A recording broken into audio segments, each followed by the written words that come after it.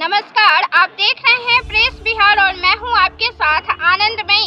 आज हम बात करेंगे सीतामढ़ी लोकसभा सीट की। Sitamarhi Lok Sabha seat high profile सीटों में से एक है। ये अलग बात है कि लोकसभा चुनाव शुरू होने के दौरान ये लोकसभा सीट काफी चर्चा में नहीं रही, काफी सुर्खियों में नहीं रही, क्योंकि अन्य 5 लोकसभा सीटें काफी सुर्खियों में रही, काफी सुर्खियां बटोरी और सारा का सारा ध्यान कोई अन्य लोकसभा सीट लूट ले गई। लेकिन ऐसी बात नहीं है कि सीतामढ़ी लोकसभा चुनाव कम रोचक रहा है। सीतामढ़ी लोकसभा का चुनाव सभी लोकसभा चुनाव से काफी दिलचस्प रहा है। इसकी लड़ाई लोकसभा चुनाव के दौरान ही नहीं देखी गई, इसकी लड़ाई तब से चली आ रही है जब से राजद और जदयू का गठबंधन रहा था। राजद और जदयू का गठबंधन था, ऐसे में सीतामढ़ी लोकसभा सीट से कौन उम्मीदवार होते, या सीट जदयू के खाते में जाती या राजद के खाते में जाती, इसकी जोर शोर से लड़ाई चल रही थी और दोनों तरफ से उम्मीदवार मैदान में कूद पड़े थे। चुनाव होने के काफी पहले ही, लगभग 4 महीना 5 माह पहले की ये घटनाक्रम है। दोनों तरफ से बयानों का तीर छोड़े जा रहे थे, दावों की बौछार की जा रही थी। सीतामढ़ी लोकसभा के दौरान अगड़े और पिछड़े की भी लड़ाई देखने को मिली और यह लड़ाई इतनी दमदार दिखी कि खुद पार्टी के, अपने पार्टी के लोग अपने पार्टी के खिलाफ चले गए, तो पार्टी के कार्यकर्ता राजद के तरफ चले गए। यह लड़ाई काफी दिलचस्प रही थी। दोनों तरफ से जो बयानों के बौछार किए जा रहे थे और वायदे किए जा रहे थे, यह दावा किया जा रहा था कि हम जीतेंगे तो हम जीतेंगे। और यहाँ सीतामढ़ी लोकसभा क्षेत्र में ओबीसी की राजनीति प्रबल है, ओबीसी कार्यकर्ता ही यहाँ रनर रहे हैं और विजेता रहे हैं। ऐसे में सीतामढ़ी लोकसभा सीट फिर से ओबीसी के हाथ में जाने चाहिए। तो क्या हुआ है इस बार, चलिए हम आपको बताते हैं। दरअसल सीतामढ़ी लोकसभा चुनाव में इस बार देवेश चंद्र ठाकुर विजयी हुए हैं और राजद के अर्जुन राय को शिकस्त झेलनी पड़ी है। देवेश चंद्र ठाकुर जदयू पार्टी से हैं और वे जदयू के विधान परिषद के सभापति रह चुके हैं। वे तिरहुत क्षेत्र से आते हैं और 2 बार तिरहुत सीट को जीत चुके हैं। एक बार तो जदयू के खाते से जीत हासिल की, लेकिन पहली बार उन्होंने दलीय तिरहुत क्षेत्र से विजयी होकर आए। उनकी लगातार जीत को देखते हुए उन्हें अजातशत्रु की संज्ञा दी गई है। देवेश चंद्र ठाकुर सीतामढ़ी लोकसभा क्षेत्र में जमकर काम किया। उन्होंने दावा किया कि वे समाज सेवा भी करते हैं और उन्होंने यह भी दावा किया कि इस लोकसभा सीट से केवल वे ही विजयी होंगे। अगर कोई दूसरा उम्मीदवार मैदान में उतरता है और उनसे आधा वोट भी हासिल कर लेता है तो वे राजनीति से संन्यास ले लेंगे। देवेश चंद्र ठाकुर नीतीश कैबिनेट में मंत्री भी रह चुके हैं।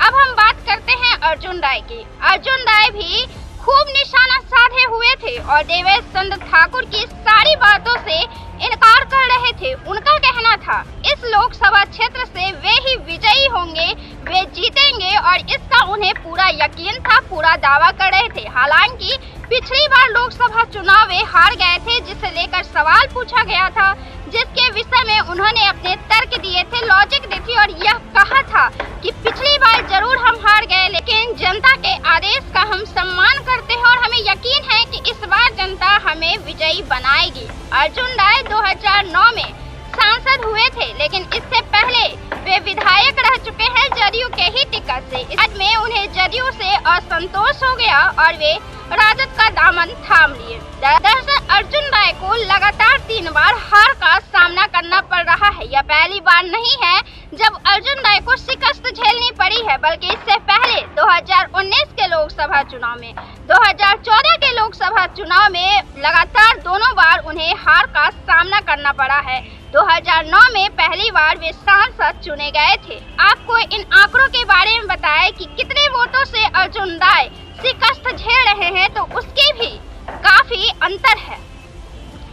इस बार देवेश चंद्र ठाकुर को 5,15,719 वोट हासिल हुए और दूसरे नंबर पर अर्जुन राय को वोट मिले हैं। उनको 4,64,363 वोट मिले हैं। यानी अर्जुन राय महज 51,356 वोटों से जीत हासिल की है। ये वोटों का आंकड़ा ये बता रहा है कि देवेश चंद्र ठाकुर और अर्जुन राय दोनों ने ही सीतामढ़ी लोकसभा क्षेत्र को जीतने के लिए पहले से ही पूरा दम लगा दिया था और ये आंकड़ा बता रहा है कि कांटे की टक्कर हुई है और कोई भी जीत सकता था, लेकिन अर्जुन राय को एक बार फिर से शिकस्त झेलनी पड़ी और 50,000 वोटों से लगभग वे हार गए। 2019 के वोटों के आंकड़ों की बात करें तो इस बार यहां से सुनील कुमार पिंटू सांसद हुए थे और अर्जुन राय राजद से ही रहे थे। उनको 3,17,206 वोट हासिल हुआ था और वे 2,50,539 वोट से हार गए थे।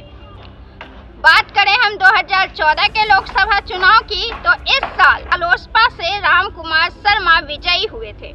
उनको 4,11,265 वोट हासिल हुआ था और राजद से सीताराम यादव को 2,63,300 वोट मिले थे। अर्जुन राय इस बार जदयू के टिकट से चुनाव मैदान में उतरे थे और उनको महज 97,188 वोट प्राप्त हुए थे। तो 2009 और 2014 में अर्जुन राय जदयू से ही रहे थे, लेकिन एक हार के बाद उनका विश्वास डगमगा गया और वे राजद के तरफ से चले गए, क्योंकि यहाँ देखा जा रहा है कि राजद दूसरे नंबर पर आ रही है। एक बार फिर से राजद दूसरे नंबर पर आई है, लेकिन अर्जुन राय जीतते जीतते पीछे रह गए हैं। तो देखा जाए तो चंद्र ठाकुर की खुद की जीत के दावा तो सत्य हुई है, लेकिन उन्होंने यह भी दावा किया था कि उनसे आधा वोट अगर ले आए तो वे राजनीति से संन्यास ले लेंगे। बातें पूरी तरीके से जनता ने खारिज कर दिया है। तो आप अर्जुन राय के बारे में क्या सोचते हैं? देवेश चंद्र ठाकुर के बारे में क्या सोचते हैं? आपकी अपने सांसद से क्या उम्मीदें हैं? अपना जवाब कमेंट बॉक्स में जरूर दें। वीडियो को लाइक करें, शेयर करें और चैनल को सब्सक्राइब जरूर से कर ले। फिर हम मिलते